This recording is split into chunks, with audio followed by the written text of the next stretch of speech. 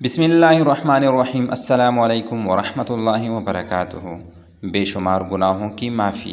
درج ذیل استغفار کے بارے میں حضور اقدس صلی اللہ علیہ وسلم کا ارشاد ہے کہ جو شخص رات کو سونے کے لیے اپنے بستر پر آئے اور 3 مرتبہ یہ کلمات کہے، استغفر اللہ الذی لا الہ الا هو الحی القیوم واتوب الیہ، اللہ تعالیٰ اس کے سارے صغیرہ گناہ معاف فرما دیں گے، اگرچہ وہ سمندر کے جاگ کے برابر ہو یا مقام عالج کی ریت کے ذرات کے مساوی ہو، یا درخت کے پتوں کے برابر ہو، یا دنیا کے دن اور رات کے برابر ہو۔